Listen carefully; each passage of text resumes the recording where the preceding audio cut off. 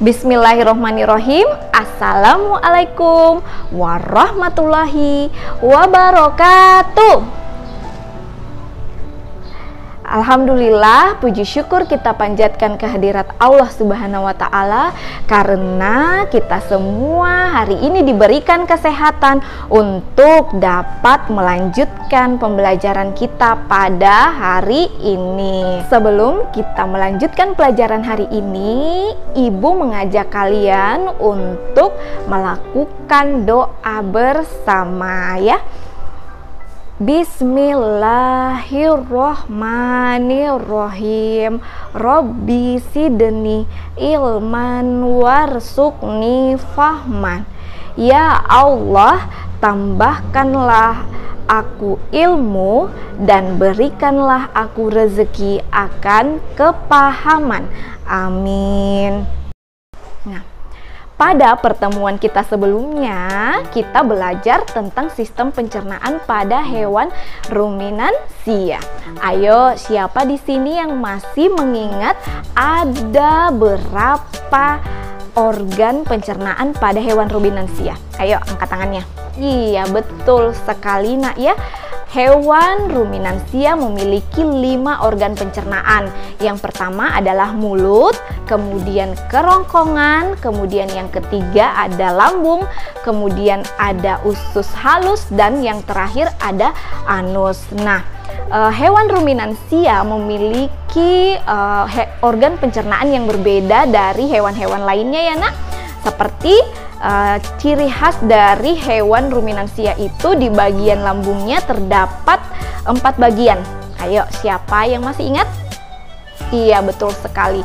4 bagian lambung pada hewan ruminansia itu, yang pertama adalah rumen, yang kedua adalah retikulum, dan yang ketiga, iya betul sekali, yang ketiga adalah omasum, dan yang terakhir adalah abomasum.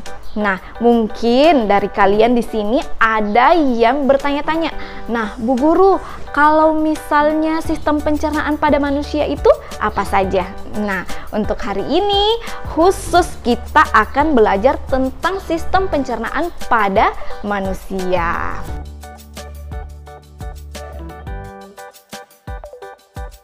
Anak-anak ibu yang hebat, jadi yang pertama kita terlebih dahulu harus mengetahui apa sih sebenarnya sistem pencernaan pada manusia itu. Nah, sistem pencernaan pada manusia adalah serangkaian organ-organ yang berfungsi untuk mencerna makanan. Nah, pencernaan pada manusia itu terbagi atas 2. Yang pertama, pencernaan secara mekanik yang terjadi di mulut. Kemudian yang kedua adalah pencernaan secara kimiawi dengan bantuan enzim.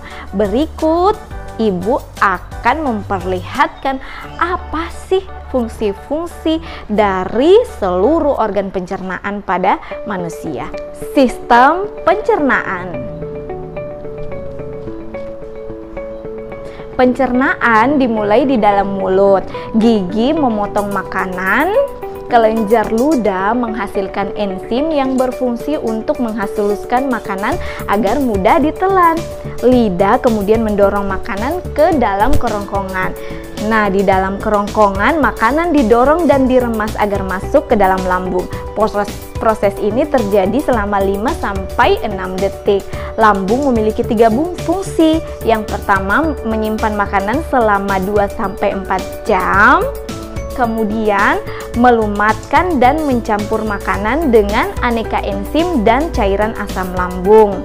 Memasukkan makanan ke usus kecil hingga lambung kosong kembali.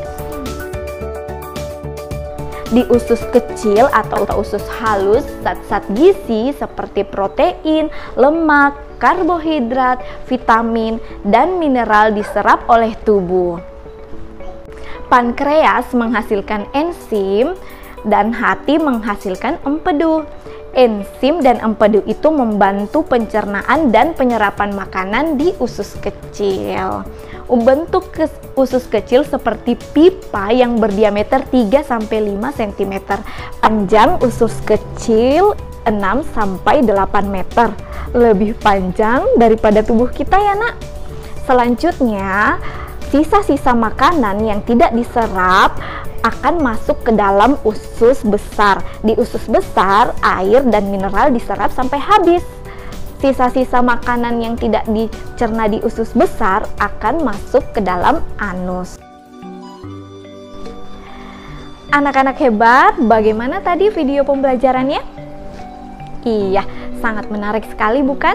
Jadi kita telah mengetahui alur perjalanan makanan yang kita makan sehari-hari, mulai dari mulut hingga ke anus. Nah, berdasarkan video pembelajaran yang telah kalian saksikan tadi, maka pencernaan makanan itu pertama kali dimulai dari organ mulut, berfungsi untuk mengunyah makanan yang kita makan sehingga makanan tersebut lebih halus dan mudah untuk dicerna. Nah, di dalam mulut juga terdapat pencernaan secara mekanik dan pencernaan secara kimiawi.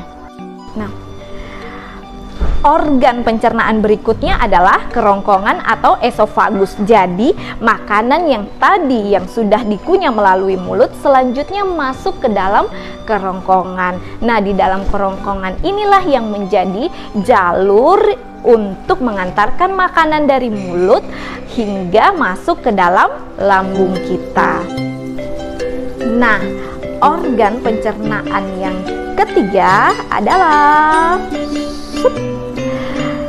ventriculus atau lambung. Lambung atau ventriculus merupakan organ tempat menyimpan makanan sementara sebelum masuk ke dalam proses selanjutnya. Nah, organ pencernaan berikutnya adalah usus halus. Di dalam usus halus atau kecil terdapat 3 bagian penting. Yang pertama adalah usus 12 jari, yang kedua adalah usus kosong, dan yang ketiga adalah usus penyerapan. Setelah makanan dicerna di dalam usus halus, maka makanan tersebut akan masuk ke dalam usus besar. Nah, di dalam usus besar inilah tempat untuk menyerap air dan garam-garam. Selain itu, usus besar juga berfungsi untuk membentuk limbah padatan yang kemudian kita sebut sebagai feses. Nah, untuk organ pencernaan yang terakhir adalah anus. Nah, di dalam anus terjadi proses defekasi feses dan mengatur kapan keluarnya limbah yang tidak dicerna oleh tubuh manusia. Nah, setelah seluruh makanan yang kita cerna dikeluarkan melalui anus, maka sistem pencernaan pada manusia telah selesai. Nah, tadi kita sudah belajar tentang sistem pencernaan pada manusia. Sebelum itu, kita lanjut ke pembelajaran berikutnya. Ibu mau mendengarkan semangatnya kalian. Oke? Siap semua? Kita tepuk semangat? Iya. Tepuk semangat.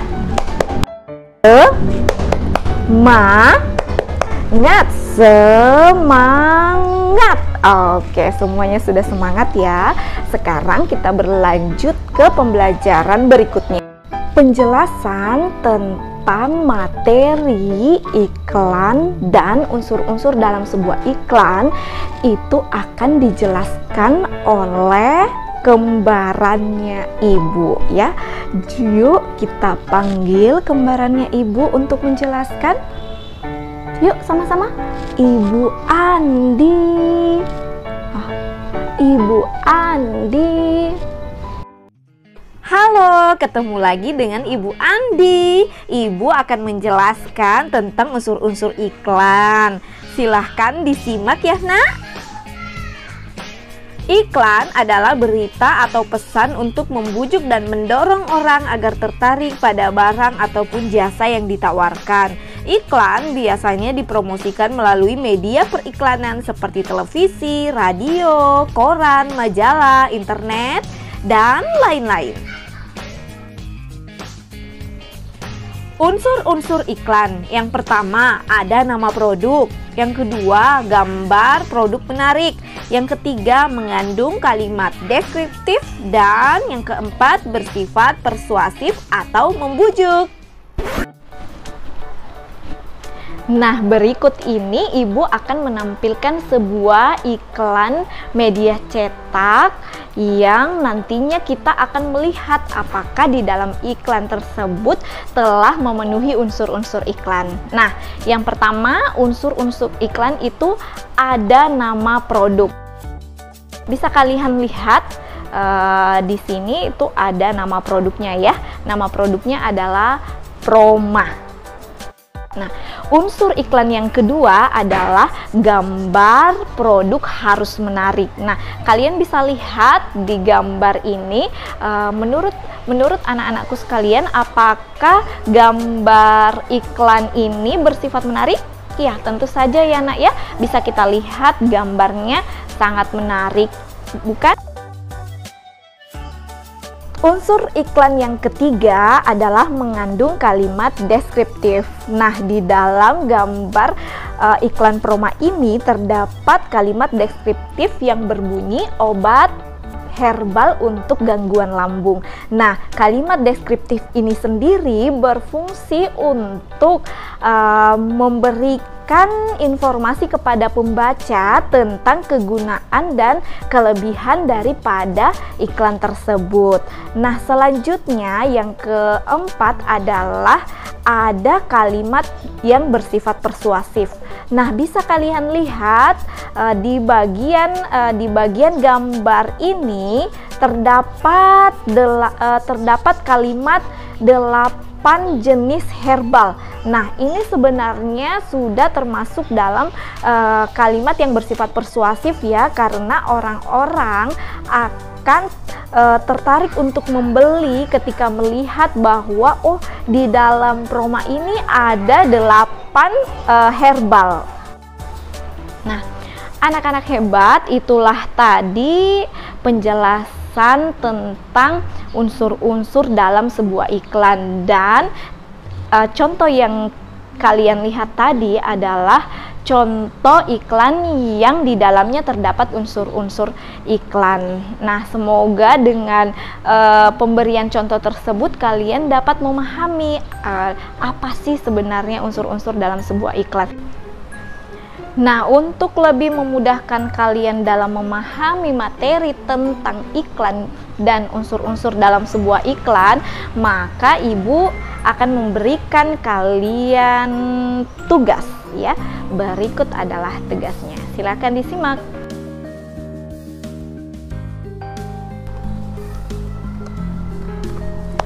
Alhamdulillahirabbil alamin.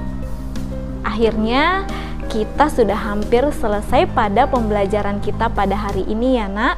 Nah, tadi kita telah mempelajari tentang sistem pencernaan pada manusia. Tadi kita sudah melihat di dalam video pembelajaran yang Ibu tampilkan bagaimana alur perjalanan mulai dari rongga mulut hingga ke anus. Nah, tadi juga kita sudah belajar tentang apa sih sebenarnya iklan itu, dan kita juga telah mempelajari tentang unsur-unsur yang terdapat di dalam sebuah iklan.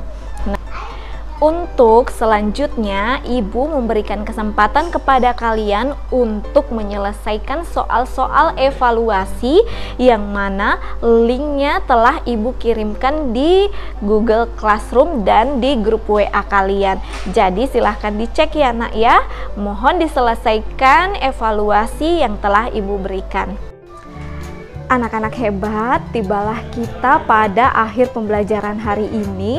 Namun sebelum itu Ibu ingin mengingatkan kepada kalian untuk senantiasa menaati protokol kesehatan ya nak ya. Jangan lupa tetap melaksanakan 5M. Yang pertama, sering-seringlah mencuci tangan. Yang kedua, memakai masker. Yang ketiga, menghindari kerumunan. Yang keempat, menjaga jarak. Dan yang kelima adalah mengurangi mobilitas di luar rumah. Mudah-mudahan pandemi COVID-19 bisa segera selesai ya nak ya, biar kita semua, ibu dan kalian bisa bertemu di kelas dan kita akan melakukan pembelajaran tatap muka di kelas. Amin ya rabbal alamin. Tibalah kita pada akhir pembelajaran hari ini. Ibu mengucapkan terima kasih kepada seluruh anak-anak hebat yang ada di rumah. Kalian hebat karena telah menuntaskan pembelajaran hari ini. Nah, untuk selanjutnya marilah kita bersama-sama menutup pembelajaran ini dengan bersama-sama kita berdoa. Berdoa dimulai. Berdoa selesai. Wabillahi taufik wal hidayah. Wassalamualaikum warahmatullahi wabarakatuh.